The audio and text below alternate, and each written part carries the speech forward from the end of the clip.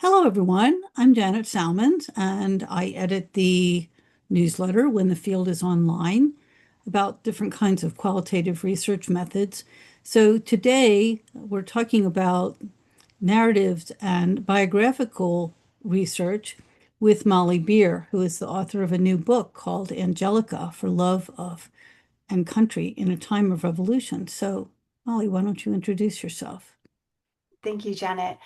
Absolutely. So I'm Molly Beer. I am a documentary nonfiction writer. I teach at the University of Michigan, as you see there, and I have written a biography of Angelica Schuyler Church, who is a Revolutionary War era woman who many people know from the musical Hamilton. And she happens to be the founder of the upstate New York town where I was born and raised. And so she has been a figure I have been fascinated with since childhood. And I have always thought of her as the founder of my town. But more than that, she was the person who got me into American history via her relationships to Alexander Hamilton, Thomas Jefferson, Benjamin Franklin, George Washington, Marquis de Lafayette, and so on and so forth, in her litany of friends.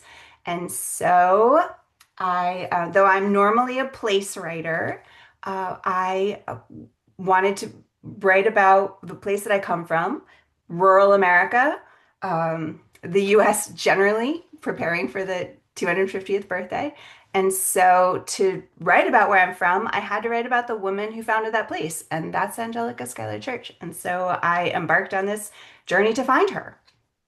Well, I wanted to just share this map because I know my readers are very global and may not have any sense of where this place is. So, as you can see, it's kind of to the southwest side of New York State, so far from the urban area you might associate with New York. It's New York City.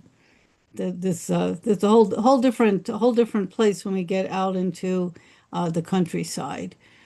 What really fascinated me about your project is, when you're trying to study someone who is, a woman and not, widely known figure, um, how we go about that kind of research and, the process that you used and the kinds of documents that you were able to draw on to tell this rich story. So maybe you could just tell us a little bit about how you approached the research process for this project. Absolutely. So to be clear, I'm not approaching this as a historian. Hmm. I'm trained as a nonfiction writer and more in journalism. So my methods begin with immersion journalism. And from there, I find myself, having to answer questions that I arrive at from that approach that Hmm. takes me around into historical documents and archives and Hmm. so forth. I just had a conversation with a historian I was on a panel with, Julie Flavel, and we were talking about how those of us who are trained in storytelling then have to learn historical methods Hmm. on the go, and historians who are trained in historical research often have to learn the storytelling component on the go. So we come at the same project from two different trainings, but end up having to learn the other one's field in order to perform it. So absolutely. I began this project, I mean, first of all, just through oral history, because of where I grew up. And so I was familiar with a lot of stories about Angelica just from people talking about her where I grew up. So oral history is sort of the root of of my process. Hmm. And then from there, I got into the houses. There is a house, Hmm. one of Angelica's uh, church's houses is in the town of Angelica, and it is not a public house, but it has been historically maintained meticulously, and so that was a trove of documents, artifacts, books, and because it has been preserved as her home, it's maintains a lot of the original character. Then there's the Schuyler Mansion in Albany, where she spent her childhood, which is a public house and it is a museum, and where we're sort of questioning the space of monuments in places like this. The houses are wonderful because you can go into them with a new interpretation, sort of occupy the cellular space and try to imagine those other stories that took place in that same location as as the sort of dominant stories we have of the men who whose faces are on our coins. And then she also has a house. Just pause for a moment. I want so when you were going through these homes, Mhm. so did you take kind of field notes as you went, or did you record video, or how did you keep track of your observations in those settings? So all of the above. Lots of photographs just to help my memory and to Mhm. make sure I have material to go back to. Lots of notes to return to. Again, for research about women or people who have been sort of excluded from the historical record. Artifactual research is certainly where I can go to get um, the most original material. I mean, in the house in Angelica, for example, they have. They have picked pieces of china out of the dump behind the house and sorted them and cataloged them. So there's all these trays of china that that you can put together again and Wow. reassemble that history that way. So that sort of research. Anyway, so lots of houses. I even went to England's where she has a house on the Thames right near Windsor. I walked from Windsor to her house to get a sense of distance. Her children went to Eton College, so what distance they would have covered. So a lot of that like on the ground police research. And that's where I usually start my work because I have to sort of immerse, reading books, listening to the music people would have listened to, learning how to write with a quill pen. All of this is part of my process. Mhm. Um, and then of course the primary record and writing about a woman, especially a woman about like Angelica Schuyler Church, who has been highly fictionalized for 200 years. There was no choice but to go almost exclusively to the primary record to retrace Mhm. her life. And the surprising thing was how much of it was available. Especially for women. We think, you know, things were thrown away. Things by women weren't kept. They weren't valued. Women themselves called their own letters. So much of women's work, we disappear. Mhm. I'm not sweating. Like, this is just Mhm. glistening. Oh, this dinner party was effortless.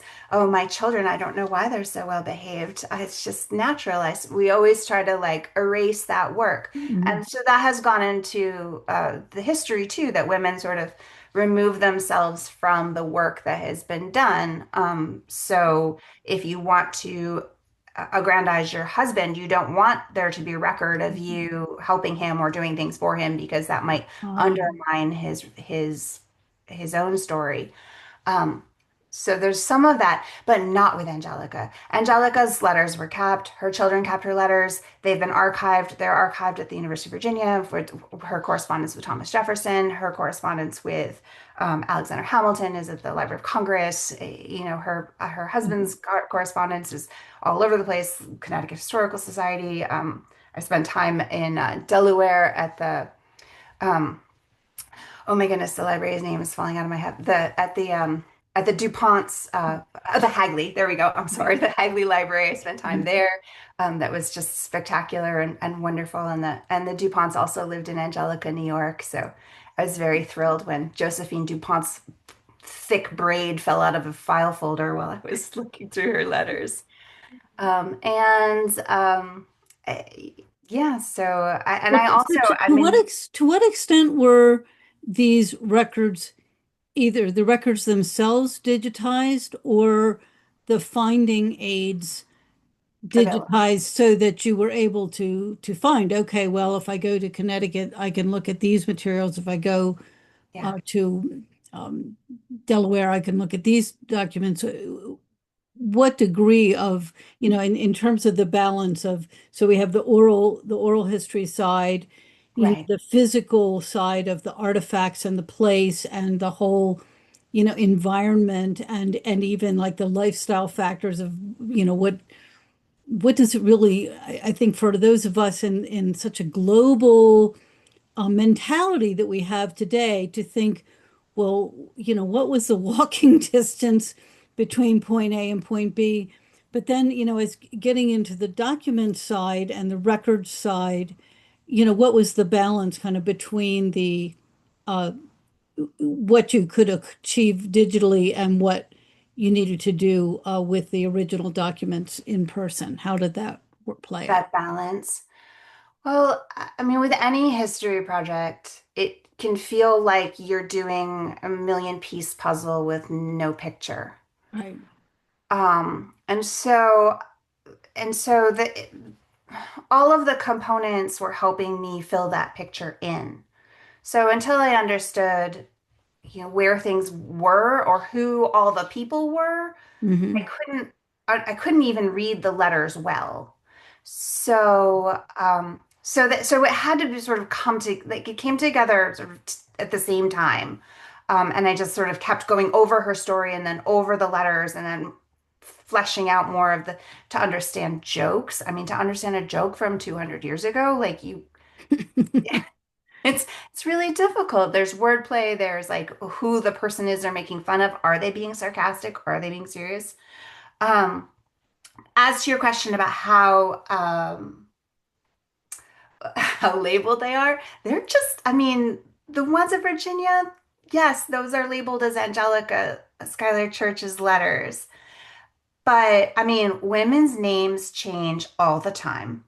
Women's material is usually cataloged under their spouse. I mean, even to the point where at one point I was writing a Wikipedia stub for Sarah Livingston Jay, who is the wife of John Jay and who, in terms of the Continental Congress, was a first lady of the country when he was president of that.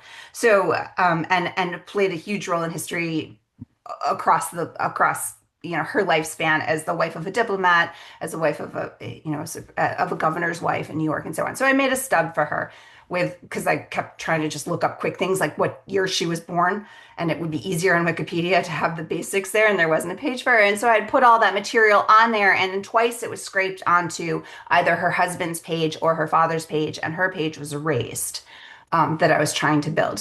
So even now, it's not even a matter of like historically speaking, even now, information about women is cataloged under their spouse or their father. So if I want to go through the letters through Angelica's father's letters and Philip Schuyler's letters are extensively digitized at the New York Public Library, but they're not searchable at all, and they're not. It's just by date written. Hmm. So I mean, I don't know how many times I've gone through every single page of a year or 2 years just to be like, do I have the whole picture? And Hmm. I start to recognize a lot of people's handwriting. But it helps with that, like knowing who everybody is part when Right. I've had to filter through them. At the Connecticut Historical Society, I remember being sort of shocked. I was like, this letter is from George Washington. It's just kind of thrown in here and unlabeled and uncatalogued. And I was like, this is startling to me, like that I've Right. just randomly picked up this letter from George Washington and in a file folder and not cataloged. Library of Congress, too. I mean, if you put Angelica's name into the Library of Congress, you kind of get all of Alexander Hamilton's papers, or you get one or two letters that have been tagged by her. But otherwise, you have to go through Alexander Hamilton's papers to find them. Some of them are subcategorized into family, but yeah, but they're difficult. So both um, in terms of the documentary, when you're looking in the actual file folders of letters and digitized, they're still kind of jumble folders and Right. they're not identified by women. Um, Well, I found when I was doing some historical research, there was kind of a context for my master's thesis that the variation between libraries, where at that point where it was all analog, but where some places where they had, they would literally had a rolling cart with just boxes, and there were some things where you thought they just took everything off the person's desk and just just dumped it into a box. Nothing was sorted, letters mixed in with whatever, all kinds of materials, and then going to, I was also studying correspondence, so I'm reading one side of the course one part of the correspondence that I explored one part of it on one side of one library. Then I had to go to another library to get the other side of the correspondence. And there, where there were, people with white gloves, very precise, you're in this like hermetically sealed environment with no dust, so that, and they're bringing up, each thing one by one.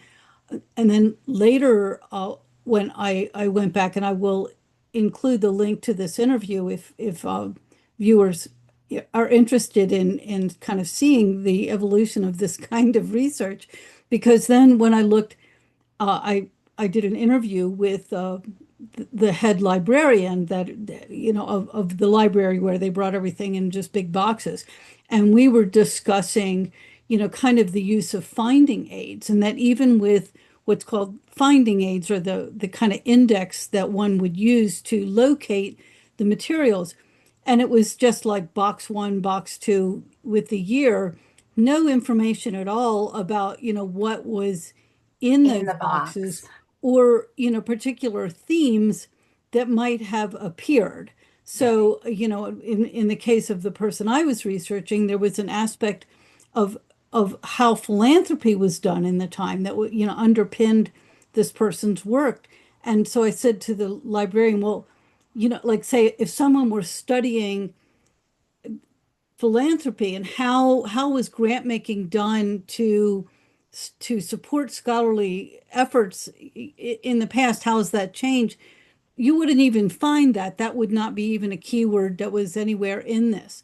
So if you didn't already know that or find it from some other source, so I guess I'm emphasizing this because naturally, since I'm this is a newsletter about online research, Right. that there are constraints. Not everything can be found, and sometimes what we're using is the online uh, the online records with the finding aids that will help us to at least know, yes, they've got a collection in this place, and Mhm. then I can correspond or have a conversation with the reference librarian or the archivist to try to get some sense of what is there, and also then what would it take for me as a researcher to come to this place, and can I even get access to it once I've determined that those records are in that place. So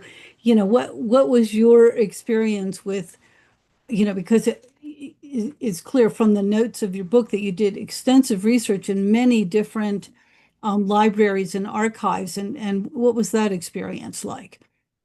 Yeah, I did. I mean, most of it's just a joy because that is such an adventure. That I Yeah. mean, almost the complication is part of the fun. I have the advantage here at my home institution. I have the Clements Library, which is a world-class archive on Revolutionary War material. And, so for me, that's really helpful that I can go next door and use that. So I'm just Mhm. immensely grateful for that. Um, I, and the other, and which is especially helpful because a lot of this research happened during the pandemic. I mean, Mhm. that was a real hiccup in my research because I couldn't get anywhere. I mean, my schools were closed for 418 consecutive days, not that I was counting. Um, and I couldn't go anywhere, not just for lockdown, but just um, because of those complications. Mhm.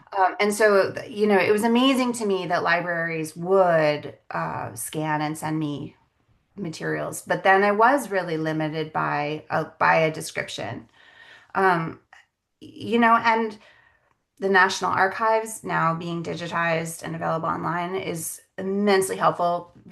Being able to search documents is priceless. But what we're losing, I know from my children who can't read my cursive handwriting, that we're gonna, that transcribed material is going to replace the original documentation really quickly because young people don't know how to read it. You'd have to it'd be like learning another language at this point for a lot of them.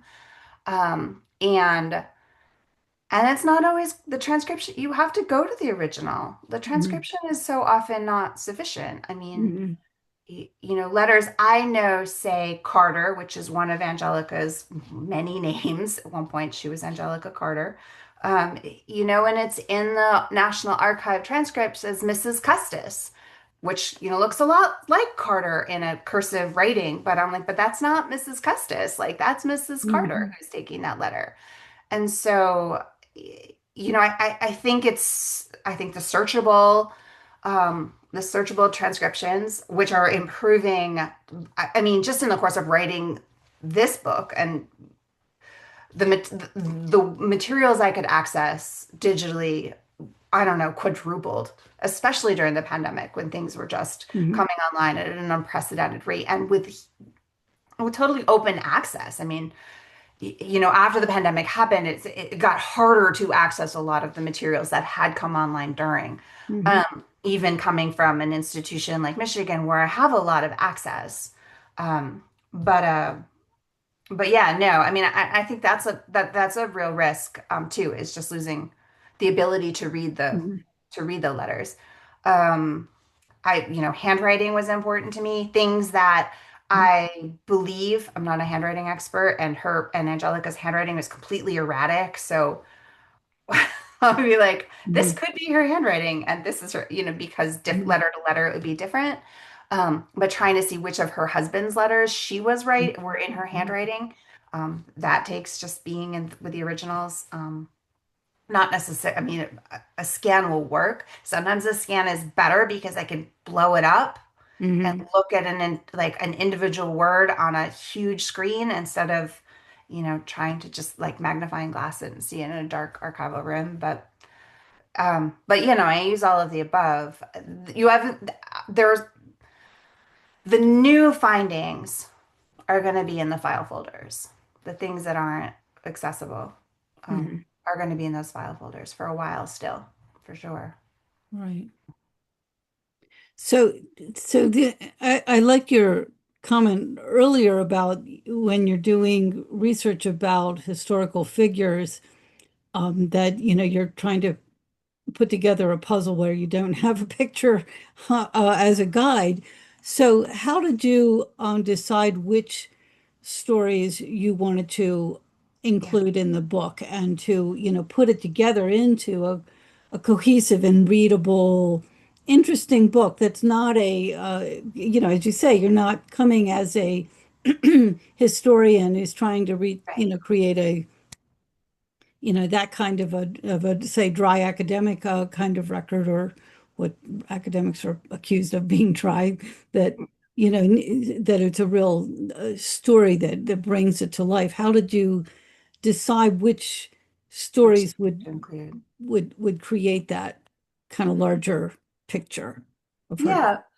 life? Well, I'll back up a second. I mean, so if you're writing a biography of one of Angelica's male friends, prominent male friends, it's like the path has already been cut for you. We Mhm. all know sort of the rough outline of Thomas Jefferson's life or Alexander Hamilton's life. So to write a biography of one of these people, I think there's, more than 150 biographies of Thomas Jefferson.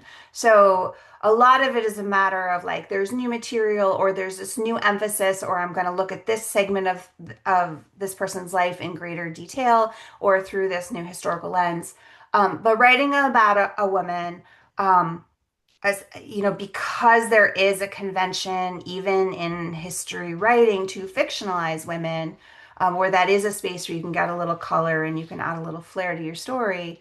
Um, that um, that it was like bushwhacking the whole time too. Like you've got to really just like find the path of the story. And so, initially I just had like walls of my office, not this one obviously, but my uh, campus office covered with notes, just trying to piece together her life map. Like I Mhm. had to really get Mhm. the line of her life worked out. So newspapers, baptism records, all the letters that connected her, just to be like, where is she and when? Mhm. Because that matters. Because if you're going to talk about, you know, whether Angelica's church had a relationship with her brother-in-law, it matters whether she's in England or the US. Mhm. as to the feasibility of a romantic Mhm. relationship. So really mapping out her entire life that way. And then um, because my interests are in things like what's the house like? What's the life like? What are they eating? What are they Mhm. wearing? I had this research assistant, the poor thing. I'd be like, what kind of underwear were women wearing in the Mhm. 1780s? Go. Um, and just to sort of fill out her life. Because what I want to know for me is like, if I lived during the Revolutionary War, what would my life be like as a woman? Like, that's my curiosity. And so, what did women do? How, like, what was their role? Mhm. I don't really believe they stayed home and knit socks. I just don't. And of course, like, trying to figure out what was happening and who was doing it and filling in that negative space of women's lives, that became more apparent. As to what stories to tell, well, I mean, thanks to my editor, I didn't tell twice as many as I did, um, because there were so many. And I really, I do want to emphasize the storiedness of her life. And I was trying to find her relevance. And so I was seeking patterns, just like if you're quilting, you have 1,000 pieces of material all over the place, and you're like, okay, let's put this together into something that is like functional and also aesthetically pleasing. So seeking patterns, what I found about Angelica's life is that she tended to be a person who put herself in the middle of um, political discord at every opportunity she had. So it starts when she's a kid. I mean, it's 1766, and the Stamp Act riots have just taken place. She's 10 years old, and the royal governor comes to Albany. She's not even called Angelica at this point. She's called Angeltia because, of course, Albany is a Dutch-speaking town, especially in the Mhm. in households. So the royal governor comes, he stays with her family. They go and scout out the border between Canada and New York. And then when the governor returns to New York City, he invites 10-year-old Angelica to come live with his family for the year, and she goes.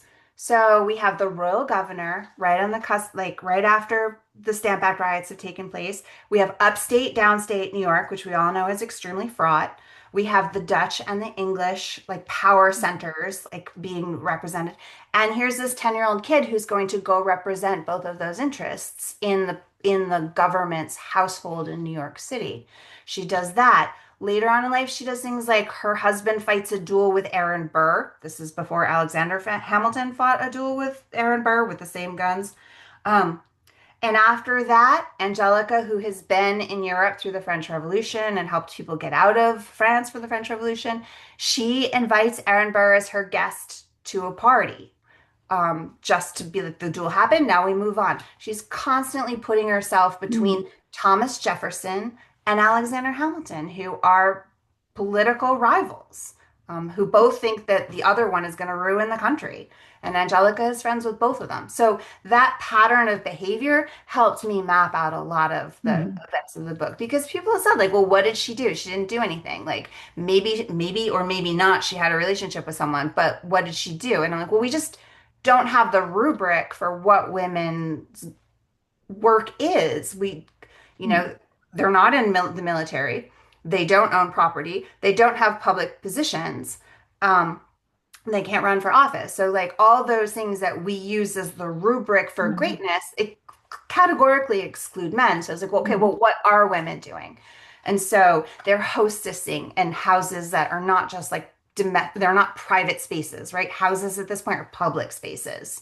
They're where everybody stays. They're where political decisions are getting made. It's where alliances are being formed. And women are running those spaces. They are putting people forward for candidacies. They are promoting those ideas. They are supporting armies. They're doing they're merchants, Mhm. and they're running households and farms and so forth when the war goes on. So their like buy-in for the war was critical for the revolution to be successful. So I had to just sort of be like, figure out what she was doing, tie it into what other women are doing. I didn't want her to be the only woman in the story. I think that's not very Mhm. useful to telling stories about women. So I also had to go sort of adjacent and find the women in her sphere who were comparable to contextualize that.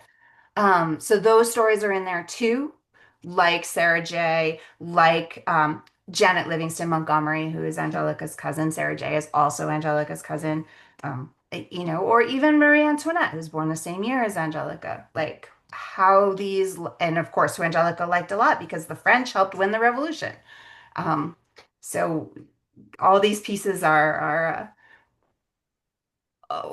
helped to look at what women were doing, what they were doing that was valuable to the politics of the day, and how it was distinct from men because there was, what they were doing was different and but not irrelevant, and it wasn't just knitting socks, Right, right.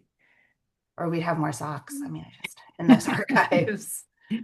Well, I like the way that you describe this kind of a holistic process. So, given that you had the disruption of the pandemic, which is, not trivial, what was the length of time for, between kind of thinking up, maybe I'll study this and getting a box of books in the mail?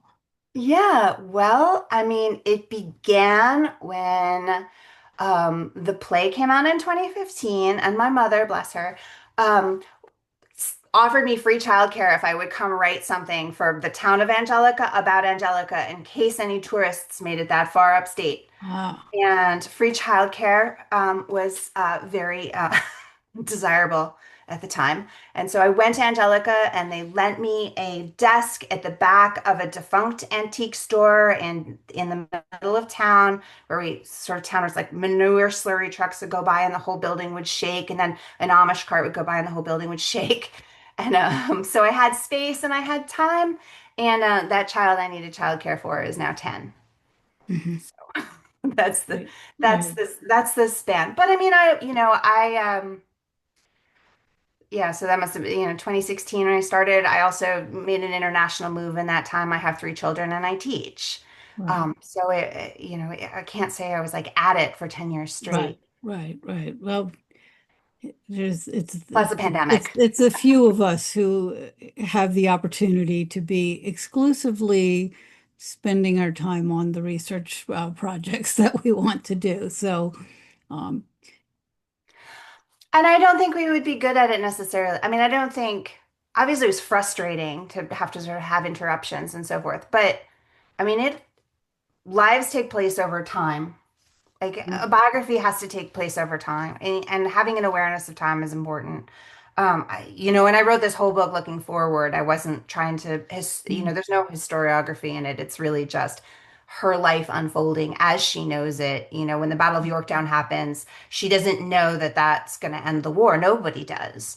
Um, right. so they're making steps after that, believing the war is going to continue. And some of those steps may have contributed to the ending of the war in as much as Yorktown. Um, so I think it was useful for me to grow as I was writing the book. It was useful for me to like she has a lot of children. And so to have, um, you know, just to grow with her and to spend Mhm. time thinking about her, was part of that immersion too. So what advice would you give to those who are watching this interview and are considering um, either a major project about a historical figure or want to perhaps, provide some historical context to, current discussion. I mean, I think, just what you've described here today, resonates with things that are happening right now in the United States. So, someone who, whether they are looking at it as a full-blown project or, as a background for something they're doing right now, what advice would you offer someone who is interested in this kind of research? to to launch into it. Um, that's a great question. I mean, I feel that I personally take so much comfort in history. When when the right now becomes really frantic or feels really uncertain, I certainly feel that um, spending time in the lives of people who've come before us who have also lived in moments that felt Mm, fraught and untenable and like we would, at any minute like the apocalypse would be upon us, I Mhm. find that like enormously reassuring. I mean, I read the whole Wolf Hall trilogy during the pandemic for the third time or whatever. Um, and took great comfort from, all those beheadings, I guess. But so, I think going into it to find company or to find that, I mean, it's like time travel. Like you Mhm. get to spend time with people whose lives parallel your own, and whose shadows are sort of still present, and they're real people. And we tend to think of them, they look a little cartoonish in their portraits, and we can sort of think of them Mhm. as cartoon figures, um, especially when we get caught up in sort of glorifying them, which I was get a little disappointed by personally, just because I'm really more interested in round characters and Mhm. complicated characters, and and the settings and the problems in which they find themselves, and the things that they want but they can't have. I mean, all these elements of storycraft. But in spending time with people of the past, and to the degree where that picture starts, that puzzle with no picture starts to come into focus and starts to make sense to you, and you do start to see the patterns, and you do start to Mhm. see the personalities beyond sort of that two-dimensional portraits that you get when you just like read a life in a paragraph, or you just Right. read, a summary of like, people who accomplished all these wonderful things, but you don't think of it as like they accomplished those wonderful things over 70 years. And to slow down with them, and spend time with them in the moments that they're living, in those primary source documents, in those letters that they write in the moment where they're just sort of, snitty sibling rivalry, or, they're like trying to like wheedle their parents' goodwill, or that they Mhm. just become real and they become human, and I find great comfort in that. Maybe especially during the pandemic when I was really lonely, to have Mhm. some company. Right. Right. Well, is there anything else that you would like to add about the book? Um, I mean, I guess my primary reason for writing this book ultimately, as much once I got beyond the childcare and it was motivated by the Mhm. story itself, um, is about telling more stories and finding them. And you can feel like the revolutionary period is exhausted. There's so many books about it. Um, but we're still leaving out a lot of stories. And we spend a lot of time on this chapter of history to make sense of what we are as a country and who we are Mhm. as a country. And so, the other thing is that the more of those stories we can bring to light, the more of that history we can know. Um, the more advice we give ourselves for going forward. Um, so having this story about Angelica in the world was important to me. I do think girls like me, who needed to imagine themselves in history in order to have it resonate, Mhm. that she can be. I'm not saying she's, and I certainly didn't try to render her as like a shiny heroic whatever. I tried to render Right. her as a real person. I hope that she can be that real person that people can see and be like, okay, I wouldn't have made her choices, or I would Mhm. have made her choices, or I understand why she made her choices. And I suspect that only gets bigger with the more of those stories that we can tell, and, Mhm. and get out there. And of course, it's true for any chapter of history. It's just that we lean hard right now as we go into the 250th birthday of the country. We lean hard on this chapter in our history and our creation myth, to understand who we are as a country. Right. And so, this one was important for me to get out. Well, thank you so much for making the time to talk about the project and your process. And I hope that for those watching, maybe spark some ideas about projects that you might do or ways that you might build that kind of historical context and background into your own projects, your contemporary projects, to provide that foundation and context and also to surface the stories that maybe, have been missed. Thank you.